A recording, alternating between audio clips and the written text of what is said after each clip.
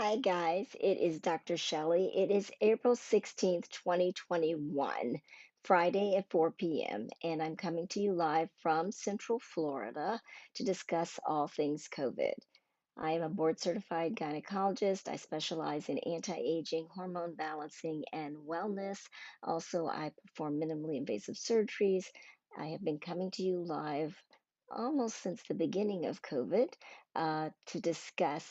Uh, uh, what's going on every single week and give you the latest updates as I have had them come available to myself to try to give you the information so that you are not having to be glued to the TV channel every day trying to get the information as well. Hi, Karen. Uh, so, as always, we start off, we are in April, and we start off with our data, and then we will kind of delve into what we're going to be talking about primarily today, which in COVID land is the most important thing that is out, which is the whole concern regarding the J&J or the Johnson& and Johnson vaccine. But first, let us go over the data. Um, for this week. And one thing let's discuss is the fact that we were doing really well up until about spring break. You know, our numbers had escalated significantly over the holidays, with numbers increasing, and we were kind of peaking up at around January 1st. Then, of course, the vaccines came out, and we started to see a significant decrease in the number of cases. However, now for 7 weeks in a row, we have started to go back up again. Hold on one second, guys. Hopefully that doesn't happen again. And so we've actually now we're seeing the cases go the wrong way for 7 days, 7 weeks in a row. So we have to be very vigilant to the fact that this has not gone away, and if we're not careful, we could actually end up in a fourth surge, which we don't want. So to put things in perspective, this is April 16th. Our cases, we are at 139.8 million cases worldwide, so almost 140 million, and 3 million deaths. Yes, there are 118 million people that have around the world that have recovered. However, that is still a large amount of people that we have lost lives to COVID. In the US, we're at 32.2 million people who have COVID, with 578,000, almost 579,000 deaths.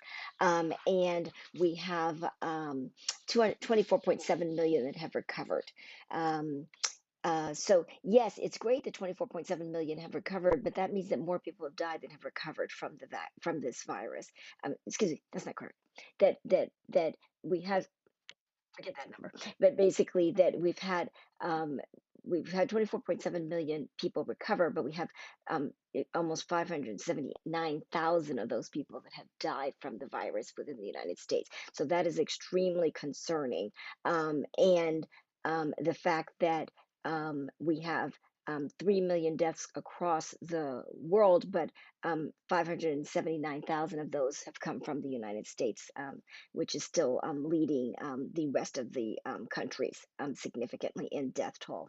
Um, the the To put things in perspective, from last week, we had 573,000 deaths, and like I said, we're up to 500, almost 579,000.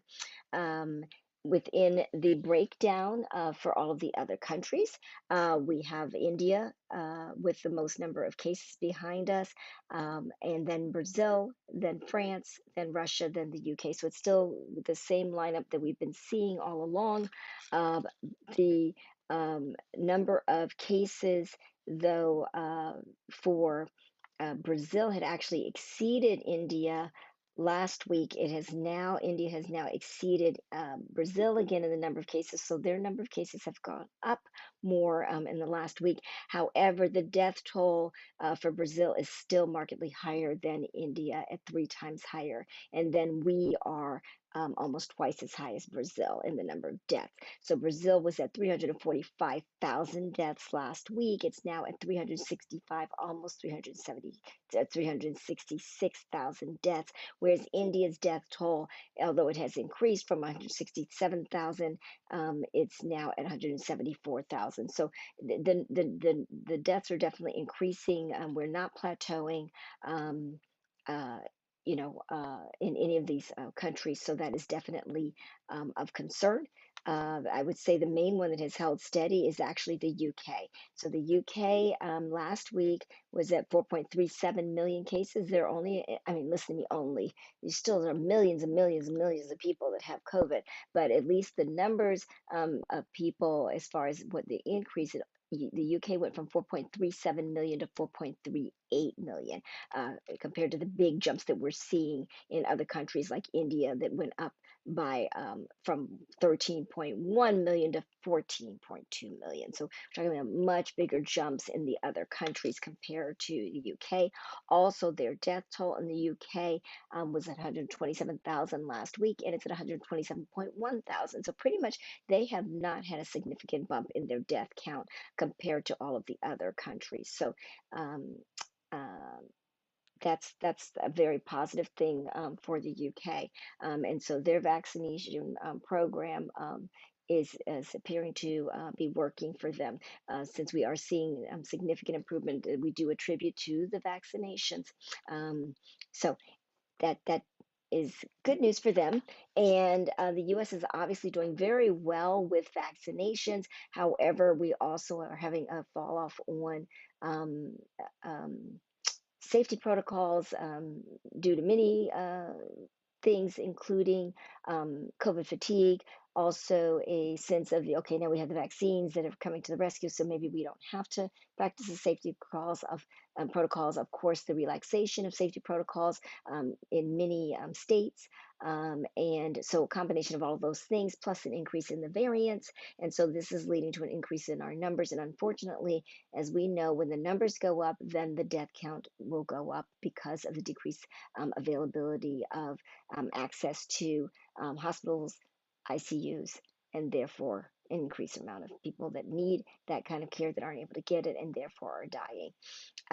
As I told you last week, there are, many places in Brazil where the ambulances are lined up and they literally are having people dying in the ambulance because they cannot get people into the hospital. Also in Brazil, they're seeing an increase in the number of, as we've already discussed, the number of people that have already had COVID who are now getting the Brazilian strain, even though they already had COVID. So they're not protected. Their immune system is not providing them enough antibodies from the original COVID um, illness to protect them from the new variant.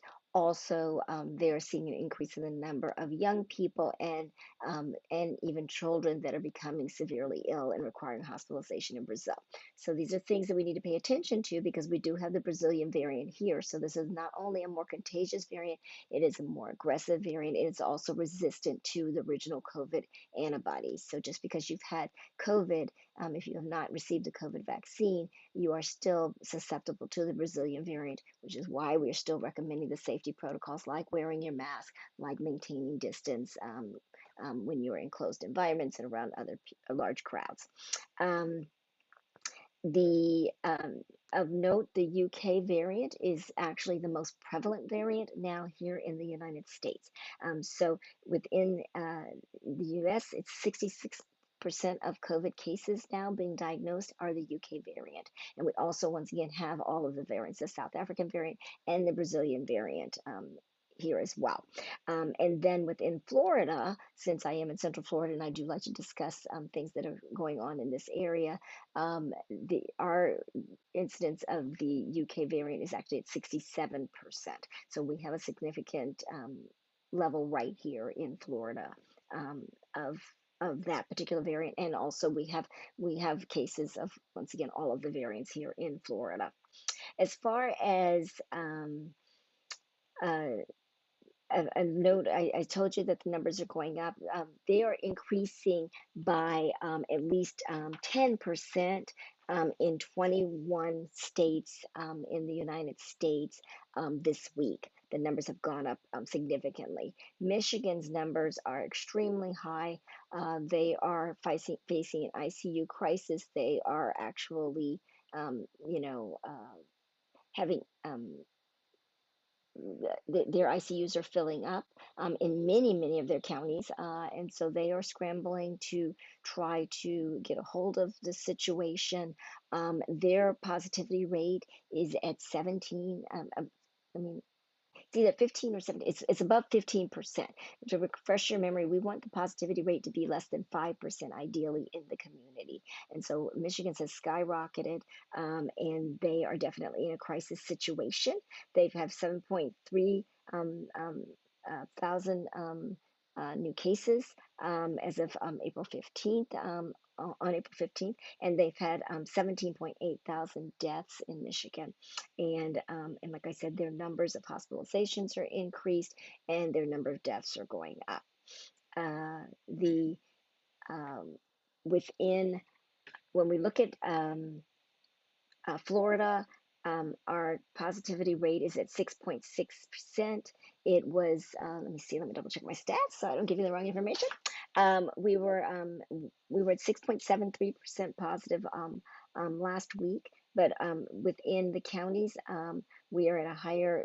I am, to refresh your memory, Orange County is Orlando area, and Lake County is where my office is located, and that's a smaller county, slightly older population, and Lake County's numbers are now have been holding for the last 2 weeks almost at 9% positivity rate, so that is definitely of concern.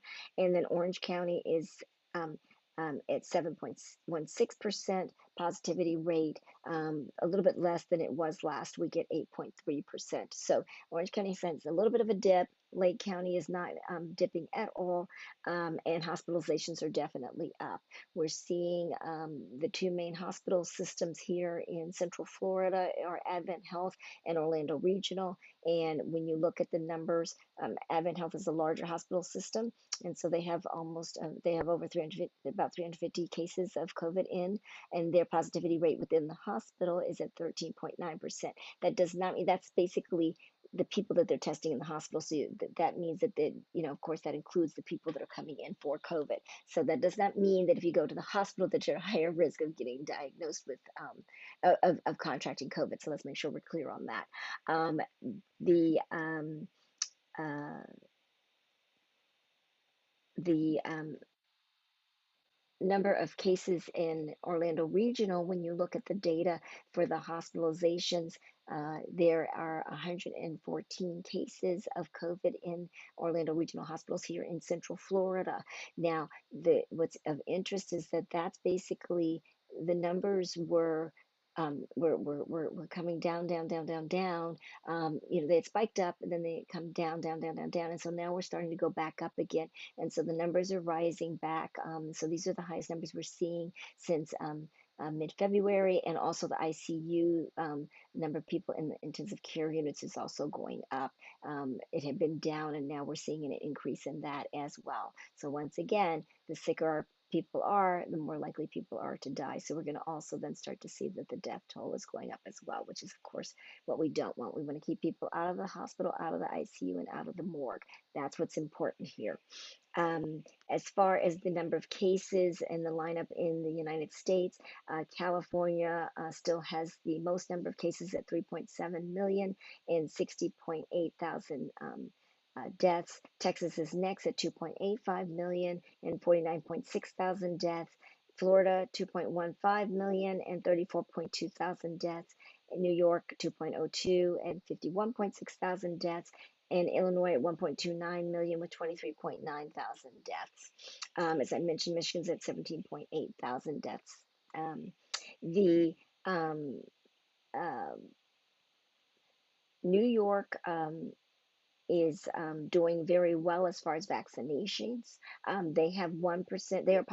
They are vaccinating 1% of their population, adult population per day, and they are saying that half of New York adults have received at least one dose of the vaccine, and they are seeing a decrease in their numbers as that they attribute to that.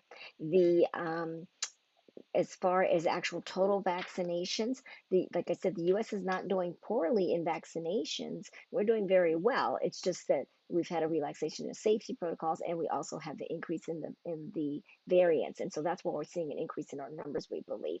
But there are 187 million people that have been vaccinated in the United States, 757 million throughout the world. So 2.2% of the world has been fully vaccinated.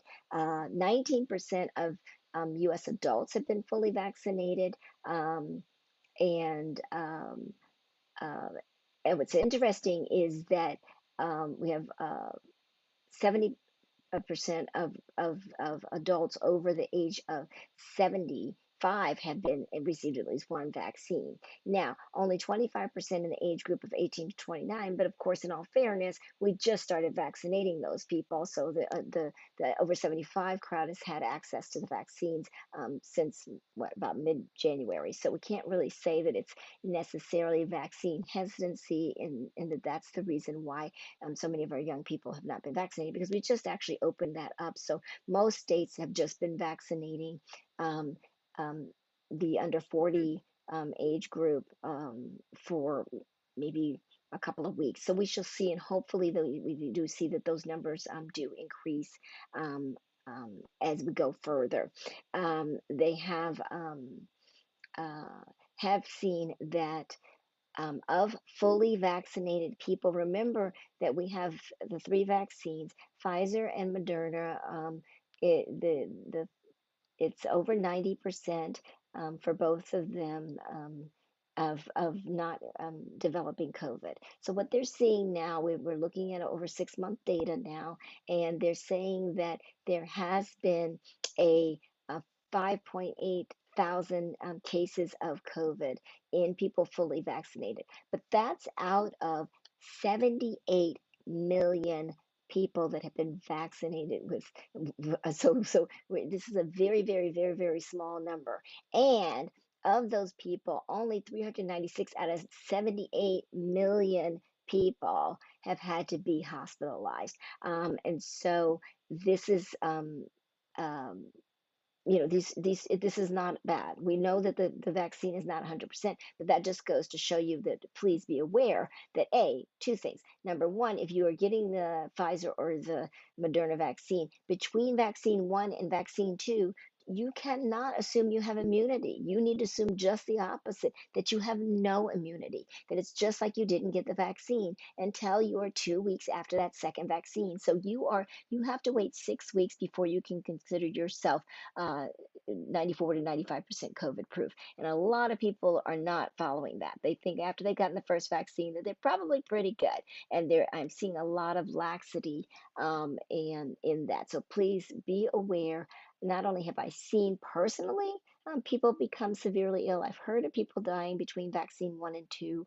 I was just looking at the Michigan data. They had three people that they were first saying they were attributing their deaths to the COVID vaccine, and they found out that they actually did contract COVID once again between vaccine one and vaccine two. So they did not die of the COVID vaccine; they died of COVID. So please be aware of that it does not protect you until after you are 2 weeks second past your second vaccine, and then it's still not 100%, but it's extremely, extremely good.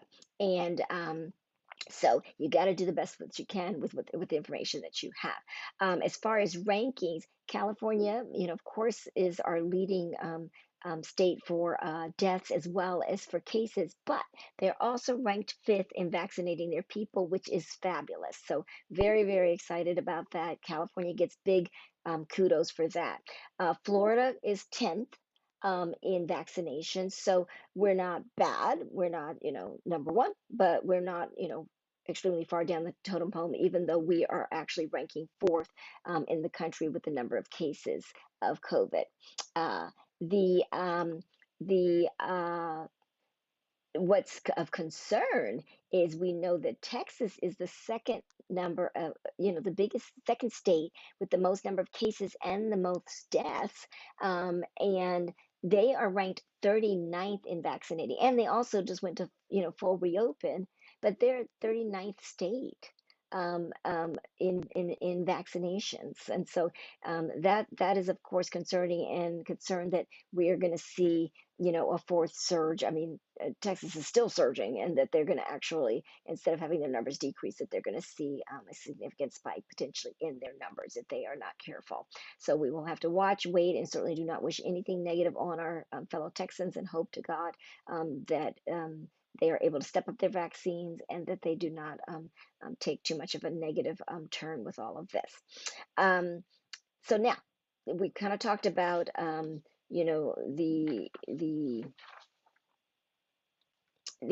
wanted to give you a little bit more before we go into the J&J vaccine specifically. And if you have questions, please feel free to fire them. I know there have been a lot of people.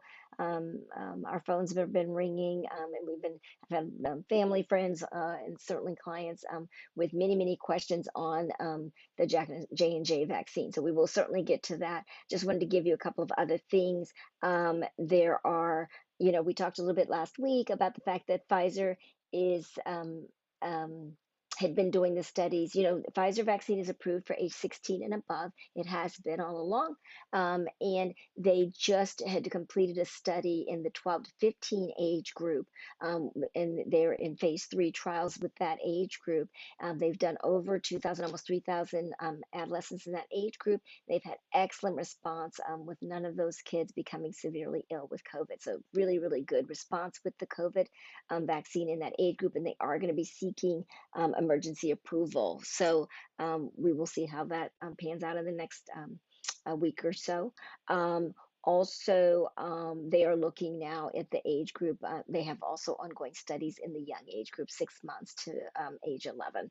So we will see how that rolls out. The good thing is that even though the Johnson and Johnson vaccine has been halted temporarily, the Pfizer actually dispensing of their vaccine is actually ahead of schedule. So they're hoping to be able to make up some of that without too much issue.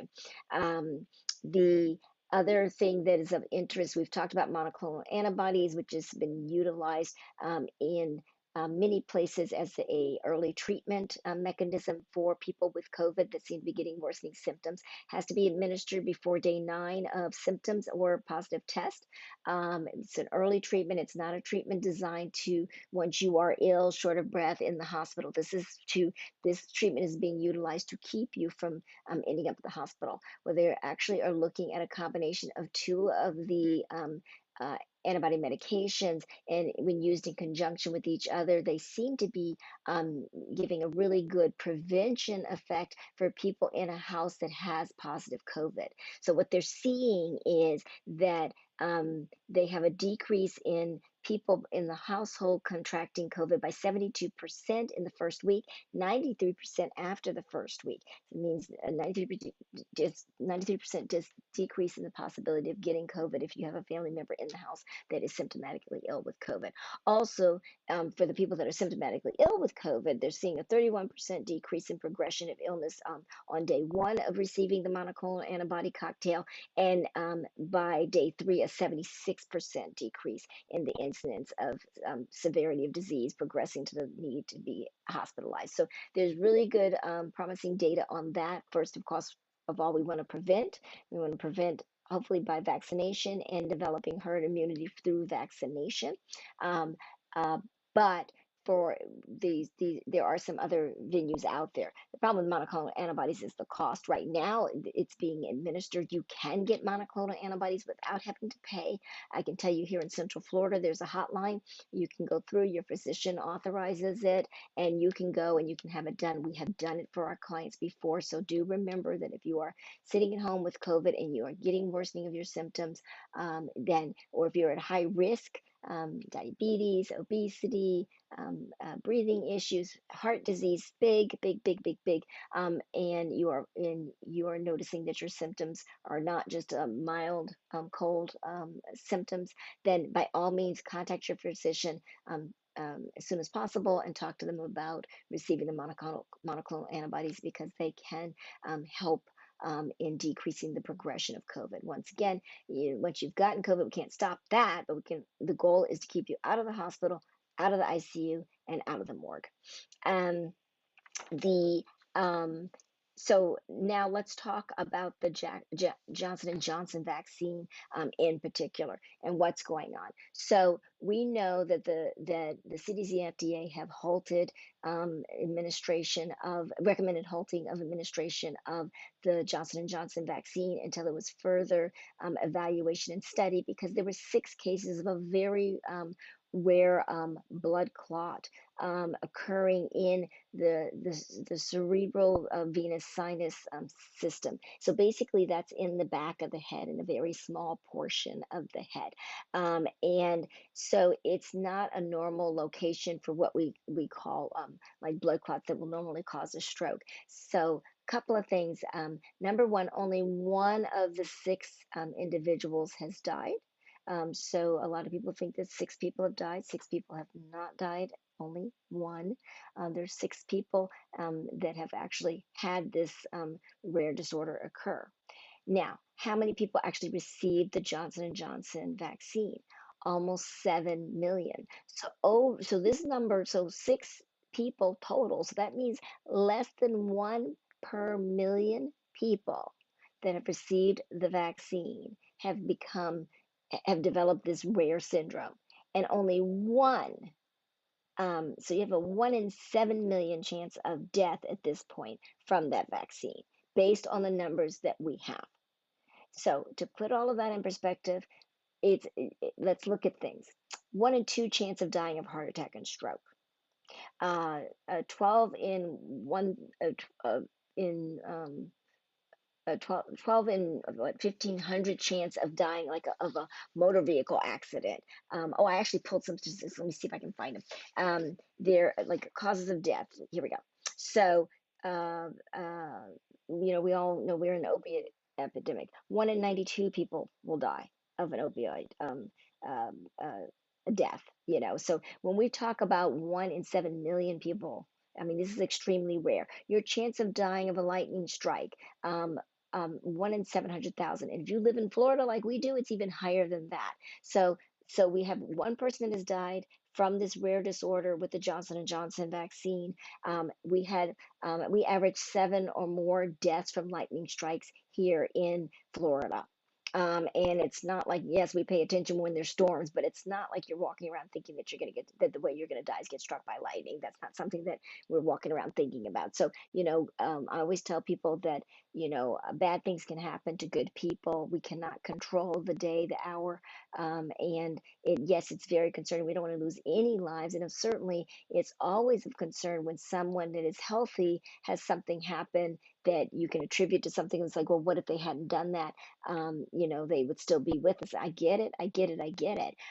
But you have to remember that we have 78 million people vaccinated, and the number of deaths is just, if that are being attributed to the COVID vaccine, are just negligible compared to 500 and almost 74,000 people that are dead from COVID. And we only have, less than half of the numbers of people that actually have COVID. So the COVID cases, what did I tell you guys? It's 32 million versus, actually, excuse me, we have 187 million people that have received one dose of the COVID vaccine, 78 million that are completely vaccinated. So when you look at those numbers, they're way, way, way more times of people that have actually been vaccinated than have actually gotten COVID now in the United States, and we are not seeing massive amounts of death. So you have a 200 times more higher chance of dying of COVID than you do of dying of that vaccine from this rare condition. So hopefully that puts things into perspective.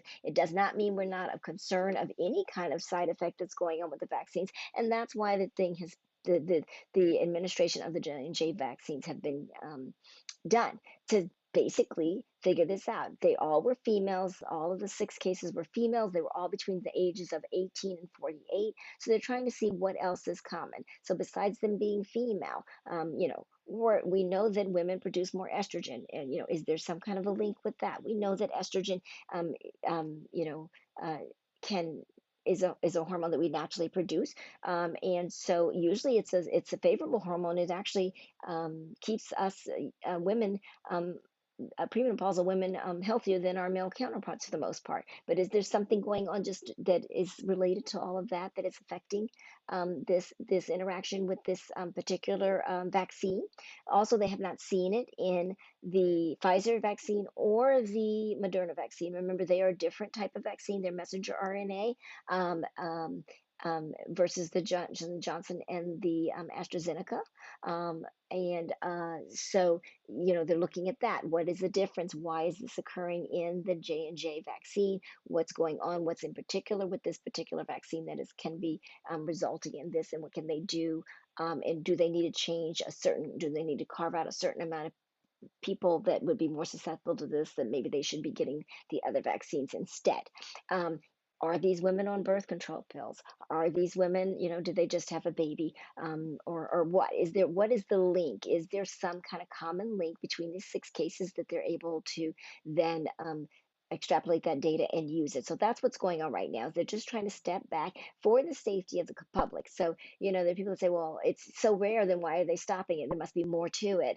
No, it's just that they're trying to be transparent because they know that there's vaccine hesitation. They know that the American public and worldwide, that people are concerned about the vaccines. And so what they're trying to do is to reassure the American public that we're going to take every single thing that we find out about and check it out very thoroughly so that you can be sure that there's not going to be this, okay, this um, the government and or the healthcare system just going plunging ahead and saying we're not going to worry about any potential side effects, we're just going to vaccinate everybody, because that's what the concern is. And what in many people is that a distrust of the healthcare system. So this is your government and your healthcare system trying to win your trust by saying we're going to take every single precaution we possibly can. We're going to look for these things. We're going to check out anything that seems to be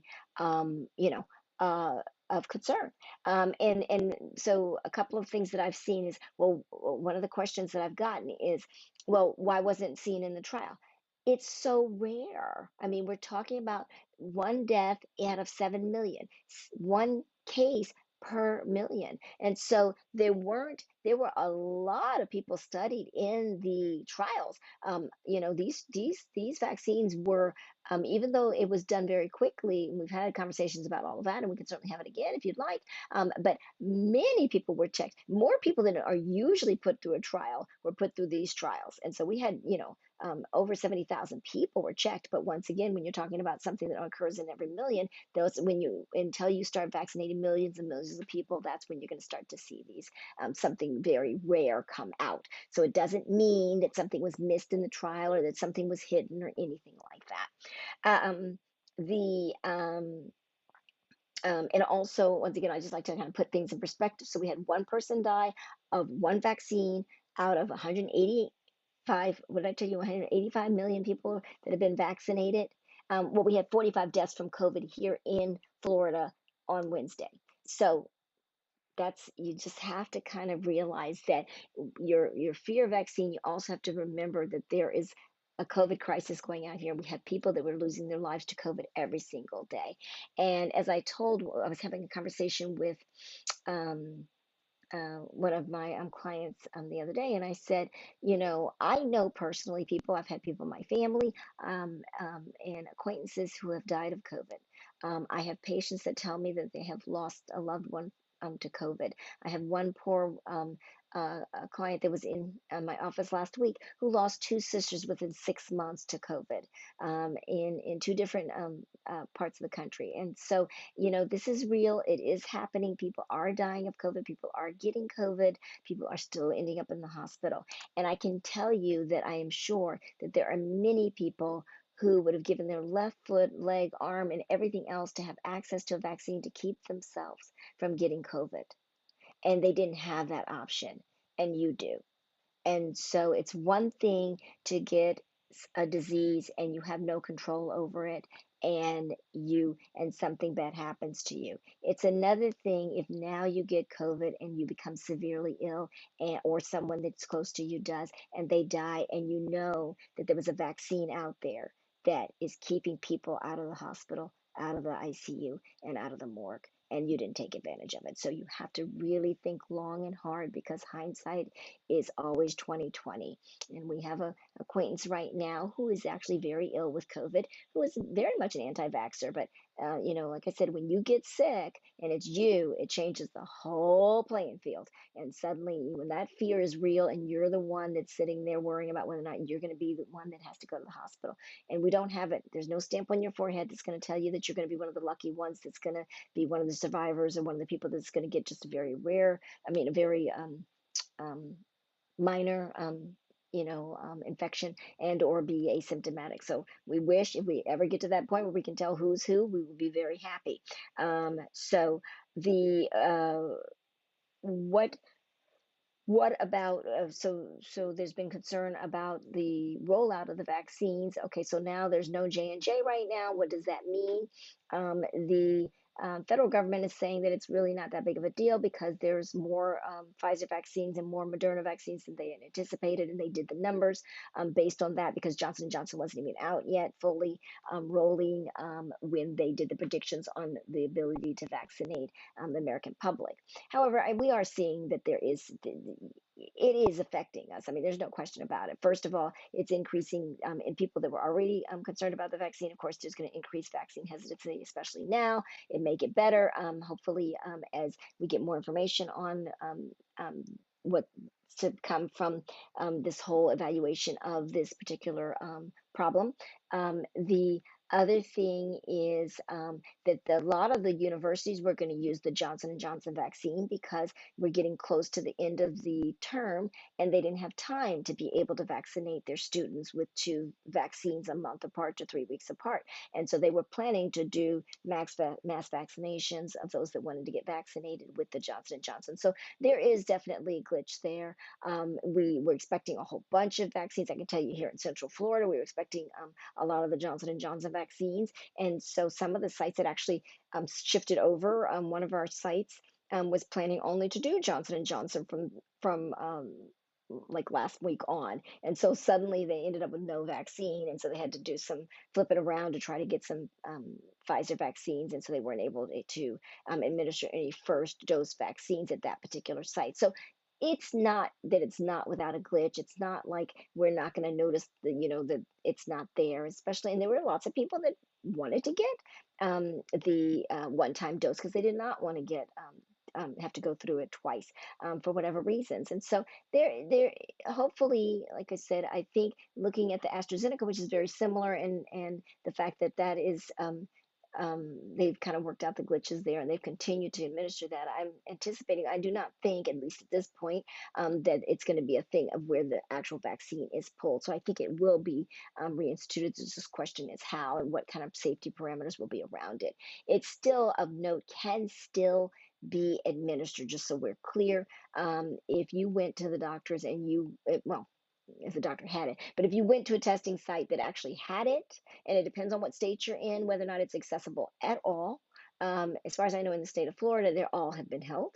But if you went and depending on your state and it was available to you, and say you were a man and you were 70 years old and you said, I don't meet any of those criteria and I want to get it, then by all means you can still get it. It's if it has not been a complete that it's 100% banned at this point. So just so we're clear on that, it is available in certain states and in certain, it's just that the federal government the federal government sites have halted administration.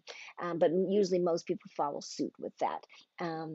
So just hopefully that helps to explain some of that. And then the other thing that we're getting is, of course, concerns from people that have had the Johnson & Johnson vaccine. So first of all, the symptoms that we're seeing and the incidence of this rare disorder were between week 1 and week 3. So 6 to basically 13 days after the vaccine for all 6 of these people. The reason why that's important, number one, after all the vaccines, you can get a headache, you can get feeling pretty crappy, you can get full-on flu symptoms. And actually that's a good thing. People think that's a bad thing. It's a good thing. It means your immune system is is not liking that vaccine, and it's mounting a good response against it, which means that when it actually sees COVID, it's going to kick COVID's butt. So it's a good thing to mount a good immune response. So don't think of it as a negative, think of it as a positive. And so the likelihood is you have a rip roaring effect against it, that you're not going to be one of the people, that 7% of people that end up um, getting hospitalized from COVID post vaccine. I doubt very seriously. I think you're pretty good. You're going to be one of the 95% COVID proof. Um, so that's a positive. But of course, that occurs what? Usually in the first 72 hours, which is the first 3 days. So you can't panic if you get a killer headache on day 1, 2, or 3 and think, oh my God, that's it. I've got a blood clot, even though I probably didn't even get the Johnson and Johnson, but they may be wrong, and it's occurring with the other one. So please be aware of that, so that you do not add a marked level of anxiety on top of concerns with the vaccine. So it is normal to have fever. Not, it's a known thing that can occur. So it's a known thing to get fever, even fever 101, um, um, chills, headaches, and they can be fairly bad. Nausea, vomiting, diarrhea. Um, of course, arm soreness is a given. Um, Stiffness, all of that, swelling of your lymph nodes on the side where you get the vaccine, all normal. Because remember, your lymph nodes are your immune system traveling. That's how your immune system works, is all through your lymph nodes. Those are your immune fighter um, um, glands. And so all of that can occur. I'm not saying it's going to occur. There are plenty of people that get the vaccines and get zero complaints. My husband was one of them. Lucky. He didn't even complain of arm soreness. And men are the biggest babies. So if he didn't complain, it wasn't bad, trust me. So everyone is different within every household, within every family. It doesn't mean because your mom had a good response that you're not going to have a bad response or whatever. But just be aware of that. So the concern is day 6 to day 13. And so it's after that normal period where we expect that you might get some of these symptoms. And what symptoms are we looking for? Because I'm sorry, it's not funny, but I had a client come in, and I didn't know this is right when the information hit. So she actually got the information before I did about the fact that this was causing blood clots. And of course, I'm a gynecologist, and so people mix up blood clots. And so, women can, during their menstrual cycles, we bleed, and they can have blood clots, which come out during bleeding. That is not the blood clots they're talking about. But this woman came in because of those blood clots, because she had heard that about she had received the Johnson and Johnson vaccine about a week before, and she had heard that it was causing blood clots. So please be clear, that is not the kind of blood clots that we're talking about. We're talking about the blood clots that that can occur, the deep venous thrombosis, the clots that actually clog things up, not the clots that are coming out of you. That would be just the opposite. You would be passing blood clots from your vagina because you're bleeding, because your blood is thin, not because it's thick and going to clog up and cause a stroke or what have you. Hi, Tanita. So just be clear, there's a difference in blood clots, and that's what they're talking about. So what are the signs that we would look for in day 6 to day about 13 if we were concerned? Not a little headache that you take some Tylenol, it goes away. This is not little headache. We all get headaches, right? So you overworked it, you did this, you did that, or you didn't sleep well. That's not what we're talking about. This is going to be a mother of a headache. This is going to be like worst headache you've had in your life. This is going to be, I took some Tylenol, this headache didn't go nowhere. That's what we're talking about. We're talking about this is bad. Okay, so not just like, oh, I feel a little discomfort here. No. And also leg pain, because of course that's going to be a risk for deep venous thrombosis. And so this is, like I said, it's a kind of weird disorder that it's extremely rare.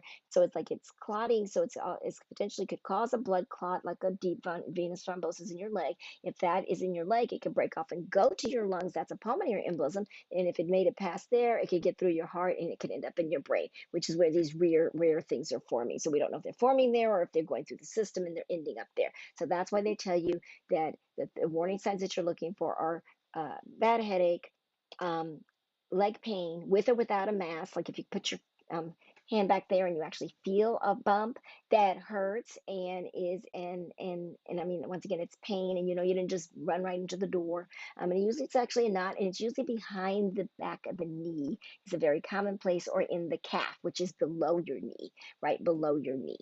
It can occur other places, but those are the most common places. It is not, many women have veins that run, and men, but women are my main people that come in concerned. And so you can have veins all over your body. You can have nice, pretty green veins. They can be big. They can end up on your leg. We get people, they call them varicose veins. They can swell, they can hurt. That is not a deep venous thrombosis. That's superficial. That is just, that's just a vein that's swollen and hurts, and you could have banged it, you could have done all sorts of things. When we say DVT, it's deep, meaning deep. You can't see it, it's deep in there. It's a ball, and so it can be, like I say, in the inside of the knee is a very common place, or right below the knee. I know this is my elbow I'm showing you, but I'm not going to stand up and show you my knee. So just to be clear, because that's another thing that I see people coming in and going, "What's this?" Look, there's a little bump there and it hurts. So that's not what we're talking about. That's considered superficial. So we're looking for pain in the leg, usually behind the knee or in the calf, sometimes associated with a mass, but not necessarily, and unexplained, of course, like where you can't say, I know what I just did. I just ran into a wall. Okay. Or just ran into my desk and it hurts. Okay. That's different.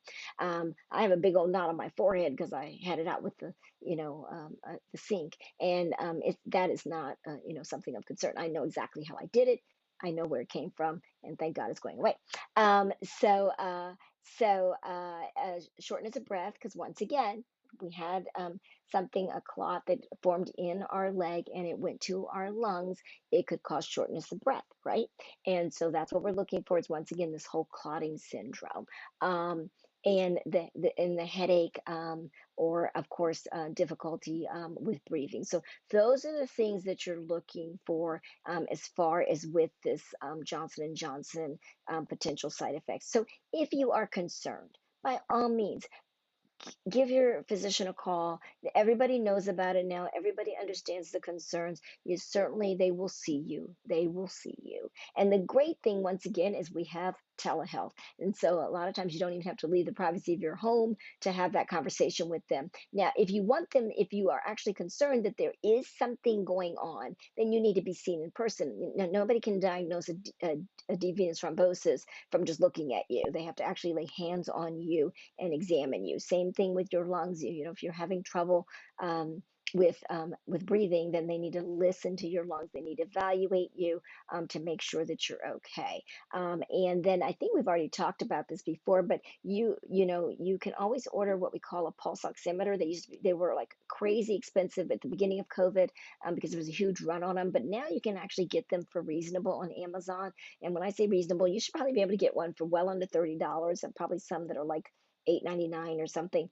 And it's a little device that you put on your finger, and it will measure your oxygenation level and your pulse. And so that's more, it's and more so important for people that have COVID. So early COVID, we really want you to have that because there are people that by the time they develop the shortness of breath, it's too late. By the time they realize that they need to go to the hospital. So oxygenation normally runs over 95% on room air if you're nice and healthy. And so if you're starting to see a dip in your oxygenation and you have COVID, then we're definitely concerned, and we definitely don't want you below 90%. That is definitely, you need to be in the hospital if your oxygenation is going below 90%. A couple of things with that little pulse oximeter, though, just so you know, of if you've got fake nails on, if you got long nails on, you got cold fingers, then you got little fingers like mine, then it may not pick up correctly. So you have to kind of, and also if you got the cheapest one you possibly could find. So if it doesn't seem like it's working right, or you can't get a reading, if you're walking and talking, you're breathing. So if you can't get any reading,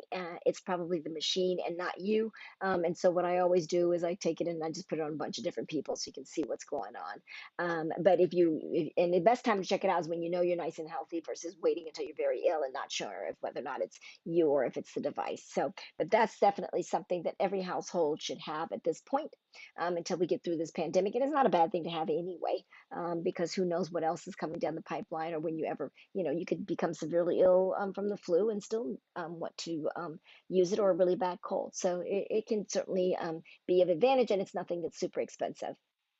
A couple of other things that people have asked about, and we could do a whole segment later if you guys want, about pregnancy and the vaccinations, etc. So, a couple of things as far as timing with the vaccines. So, there has been no ongoing study of pregnant women specifically and vaccinations. But the American College of OBGYN, which is our governing board of physicians, there's no government people in there, um, so this has nothing to do with politics, has come out with a statement basically saying that they are recommending that pregnant women that are high risk receive the vaccine. That they're not saying it should be mandatory by any way, shape, or form, but that women that are interested in receiving the vaccine who are pregnant should go ahead and do it. The reason why is because we do know, we weren't sure in the beginning. It looked like pregnant women were not at worse risk than the general public. But now that data has changed, and we are seeing an increase in both what we call morbidity and mortality, meaning becoming more severely ill, and at a higher risk for being dying of COVID in our pregnant population. So we are taking it very seriously. We would prefer that women actually got vaccinated. If you're thinking about getting pregnant, and you're not adverse to the vaccine, then get vaccinated before you even get pregnant. Then you don't have to worry about it. Of course, we never like to do things when we're pregnant as far as administering anything if we can avoid it. But if you are pregnant, they haven't seen, there are women that they didn't know were pregnant. They weren't testing women to see if they were pregnant before they got the vaccines or enrolled in studies, etc. So there are plenty of women that have gotten positive. I mean, they've been developed pregnancy in the process of getting vaccinated, or right after, found out they were pregnant right after they got vaccinated, and they have not seen any kind of increase in um, complications or anything like that. So more data to come, but that is the current recommendation from the American College of OBGYN as far as vaccinations.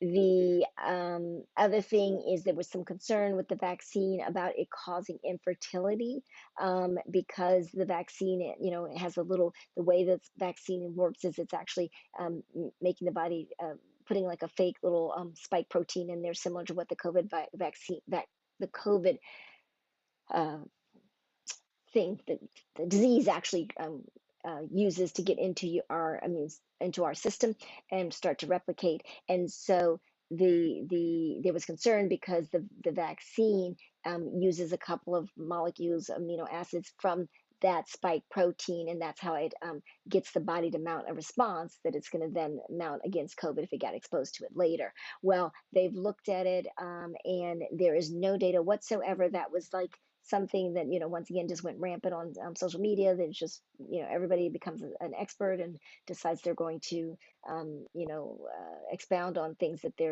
there's no data on. So there's no data whatsoever to back that up.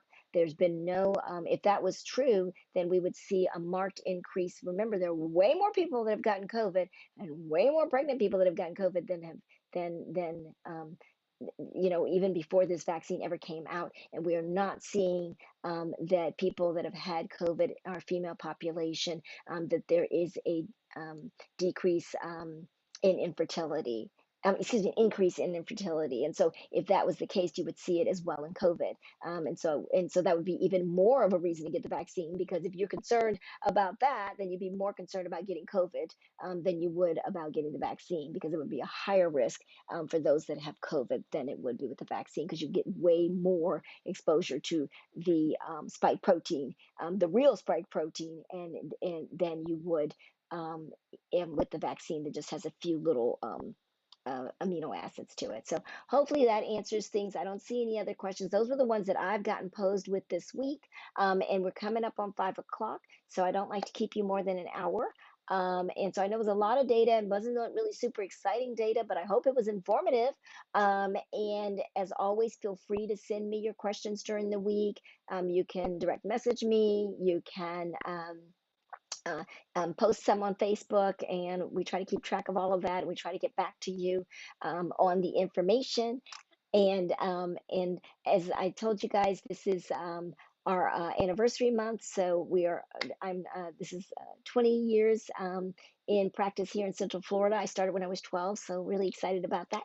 And we're really so our office is great, and we're having fun. We've got a little bit decorated. We got some cookies. We got some fun things there, goodies for our clients. So if you're in the neighborhood, feel free to come in and say hi, check out the office, and then we have some specials for our 20th anniversary. We can't have a big party because of COVID, but we are offering 20% off of all of our stuff. And thank you. And so our supplements, our vitamins, our products, and all of our aesthetic services. So this is a good time to come in and celebrate our 20th anniversary with us. So as always, have a wonderful weekend. Stay healthy, stay safe, and I will see you guys next Friday at 4. Take care.